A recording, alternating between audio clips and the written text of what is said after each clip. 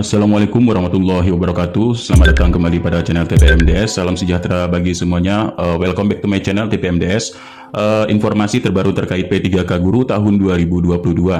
Nah, dari hasil rakor P3K Jabatan Fungsional Guru ini bersama Kemendikbudristek RI, Kemenq, ya, serta Kemendagri dan Kemenpan RB dan BKN. Dan ini bersama Kadisdik Kabupaten, Kota serta BKSDM Provinsi, Kabupaten dan Kota. Nah, apa hasilnya? Hasilnya sama seperti sebelumnya, ini mengenai tentang perubahan mekanisme seleksi P3K Guru tahun 2022, yaitu dari mekanisme 2021 ke mekanisme 2022. Yang telah kami jelaskan sebelumnya yaitu tentang mekanisme dan penempatan observasi. Ini sudah dijelaskan ya di video sebelumnya, jadi tidak banyak kami jelaskan. Yang penting intinya yang pertama di sini poinnya, Pemda membuka formasi berdasarkan kompetensi, baik yang PG maupun yang observasi. Yang kedua, formasi melekat pada guru sekolah induknya, yaitu yang ketiga diikuti oleh guru yang aktif di Dapodik, dan ini tidak terjadi mutasi, rotasi, dan penggeseran, serta kompetensi mempertimbangkan dimensi profesional, pedagogi, sosial, dan kepribadian, serta menggunakan mekanisme penempatan dan uji kesesuaian observasi. Nah ya, ini sudah kami jelaskan sebelumnya untuk mekanisme seleksi, penempatan, serta observasi. Nah, kemudian tidak jauh juga seperti sebelumnya untuk penjelasan pada rakor ini, yaitu tentang periode pengisian formasi atau untuk penambahan formasi tahun 2022 ya. Nah, ini jadwalnya. Kemarin juga sudah kami bahas ini tentang pembukaan aplikasi e-formasi, yaitu terkait pengusulan kembali kebutuhan yang mengajukan kembali formasi tahun 2022 untuk penambahan formasi. Jika tidak di sini tidak mengusulkan kembali, maka yang digunakan adalah yang per November tahun 2021. Nah, ini untuk batas akhir di Juli. Jadi untuk periode pengisiannya sudah kami jelaskan sebelumnya ya. Untuk periode pengisian 1 ini daerah-daerahnya, periode 2, periode 3, periode 4 serta periode 5. Ini daerahnya sudah kami jelaskan. Lanjut di sini. Nah, ada hal menarik dalam rapat tersebut terkait isu pertanyaan. Yang pertama di sini adalah apakah penggajian P3K berasal dari pemerintah pusat? Kemudian poin kedua, apakah terdapat DAU tambahan untuk penggajian P3K? Yang kenyataannya alokasi DAU ini tidak naik. Yang ketiga, ini penetapan formasi P3K tidak sesuai kebutuhan karena belanja pegawai kurang dari 30%. Nah, dan 30%, kurang dari 30% ini dilarang ya. Kemudian yang keempat, bagaimana kebijakan penggajian P3K ke depan? Dan yang kelima yaitu informasi dukungan penggajian P3K tidak disosialisasikan ke BPKAD ya, itu untuk pemerintah daerah. Nah, dari memang hasil paparan Kementerian Dalam Negeri serta Kementerian Keuangan ya. Ini sedikit saja kita tidak terlalu lama kita jelaskan terkait kebijakan pengadaan PPK dalam APBD yaitu pemerintah daerah ya. Ini dari Ditjen Bina Keuangan Daerah Kementerian Dalam Negeri atau Kemendagri, dan Kementerian Keuangan di sini sudah mengalokasikan ya. Ini sudah dirilis jauh hari yaitu 13 Desember tahun 2021 dengan perkiraan yaitu guru sebanyak 758.018 orang ini untuk penggajian yang sudah dialokasikan pada APBN ya. Nah, kemudian ini dasar alokasi pada APBN, ini pasal 18, 11, ya 14 aparatur sipil negara, dan penjelasannya untuk dana transfer umum diarahkan penggunaannya paling sedikit 25%. Ini untuk penggunaan dana transfer umum paling sedikit 25% yang terkait dengan program pemulihan ekonomi daerah. Di sini poinnya adalah untuk pembayaran gaji guru pegawai pemerintah dengan perjanjian kerja. Nah, lalu Kemendagri juga sudah menjelaskan terkait soal kebijakan anggaran alokasi, yaitu dari kepala daerah, wakil daerah, pimpinan, anggota DPRD, ya, kemudian pegawai ASN belanja pada SKPD yang bersangkutan. Nah, untuk kebijakan dalam APBD-nya ini belanja operasi, belanja yang merupakan pengeluaran anggaran untuk kegiatan sehari-hari, daerah yang memberi manfaat jangka pendek, belanja operasi rinci di atas sebagai jenis belanja pegawai ya. Nah, di sini sudah dijelaskan oleh Kemendagri. Lalu untuk pemerintah daerah ini menyusun APBD 2022, memperhatikan teknis penyusunan APBD yang ke-13 ini pemerintah daerah mengalokasikan gaji PNS atau P3K. Dan yang ke-14 ini pemerintah sesuai dengan kebijakan formasi P3K yang ditetapkan oleh Menteri di sini, yaitu Menteri Pan-RB, ini memenuhi pengangkatan P3K tahun 2021 dan seterusnya ya, sampai digunakan kembali untuk yang tahun 2022 jika memang tidak terpakai.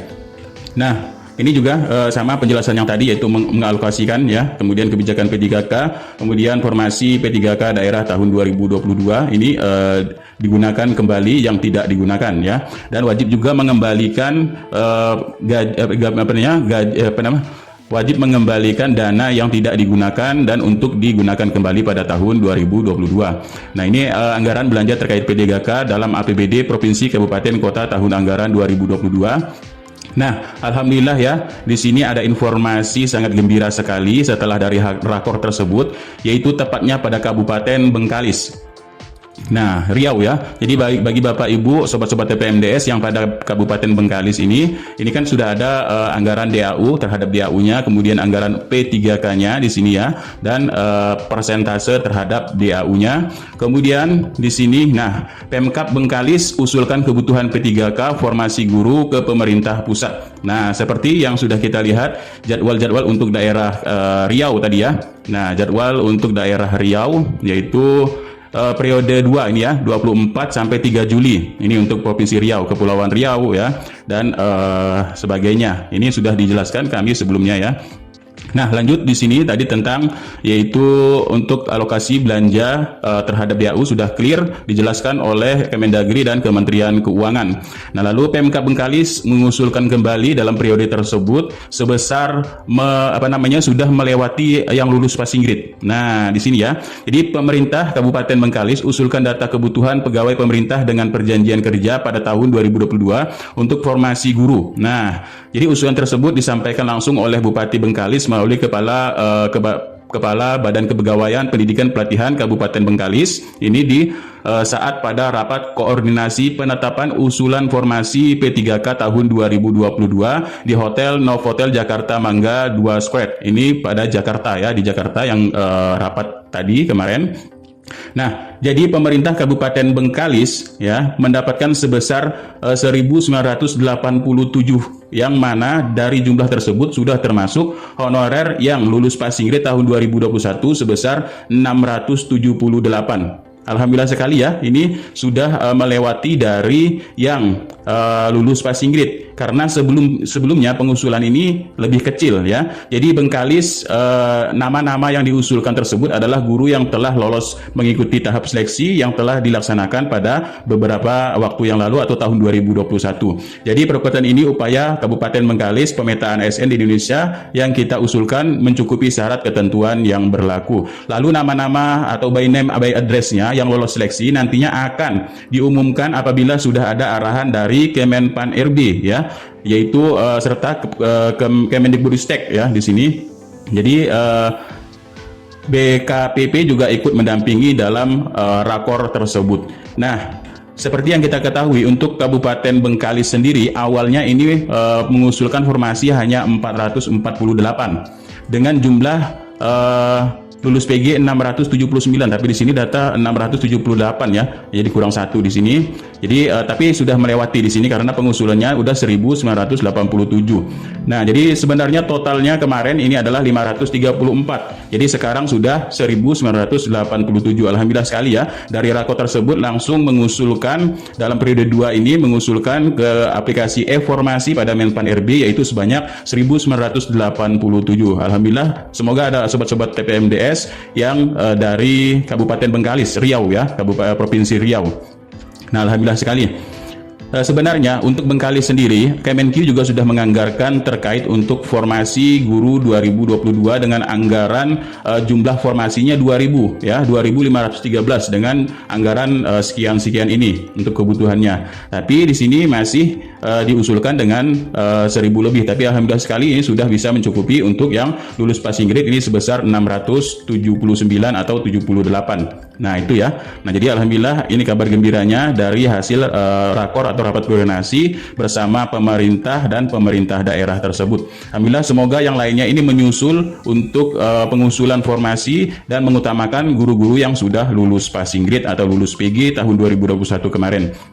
Nah, itulah sedikit informasi dari hasil rakor. Kemudian ada penambahan formasi dari daerah. Mudah-mudahan banyak menyusul kabupaten atau kota serta provinsi-provinsi lain yang mengusulkan untuk sejumlah yang lulus PG, dan untuk minimal di sini adalah untuk tahap 2 dan tahap 3 ya. Nah, untuk tahap 2 serta tahap 3.